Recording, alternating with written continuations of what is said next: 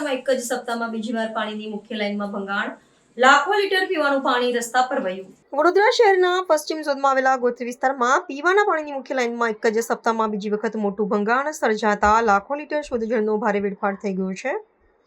ગોત્રી 3 રસ્તા નજીક વહેલી સવારે ફૂલ પ્રેશરથી પાણી રસ્તા ઉપર ફરી વળતા ભર ઉનાળે ચોમાસા જેવી સ્થિતિનું નિર્માણ થયું હતું. પાણીના ધસમસતા પ્રવાહને કારણે ભીડભાડવાળા માર્ગો જળમગ્ન બનતા વાહન વ્યવહાર ખોરવાયો હતો અને સ્થાનિક જનજીવન ખરાબ રીતે પ્રભાવિત થયું હતું. મહાનગરપાલિકાના આયોજન વિહોણા ખોદકામ અને વહીવટીતંત્રની ગંભીર તકનીકી બેદરકારીના પરિણામે મુખ્ય જળવાહિની વારંવાર ક્ષતિગ્રસ્ત થઈ રહી છે. એક તરફ શહેરમાં કાળઝાળ ગરમી વચ્ચે અનેક વિસ્તારોમાં નાગરિકો પીવાના પાણી માટે વલખા મારી રહ્યા છે, ત્યારે બીજી તરફ વહીવટી નિષ્ક્રિયતાને પગલે કિંમતી જળ ગટરમાં વહી જવું એ અત્યંત ચિંતાજનક બાબત છે.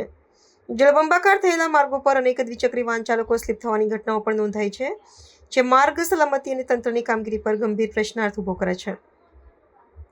આ વારંવાર સર્જાતી સમસ્યાને પગલે સ્થાનિક રહીશો અને રાહદારીઓમાં પાલિકા તંત્ર વિરુદ્ધ ભારે જનાક્રોશ ભભૂકી ઉઠ્યો છે. નાગરિકોએ ઉગ્ર રોષ વ્યક્ત કરતા મહાનગરપાલિકા પાસે લીકેજ સમસ્યાના કાયમી અને નક્કર નિવારણની તાતી માંગણી કરી છે. જો તંત્ર દ્વારા યુદ્ધના ધોરણે સત્વરે યોગ્ય પગલાં લેવામાં નહીં આવે તો ઉનાળાના આકરા દિવસોમાં શહેરોમાં જળસંકટ વધુ ઘેરાય અને જનાક્રોશ વધુ ઉગ્ર બને તેવી પ્રબળ ભીતિ સેવાઈ રહી છે.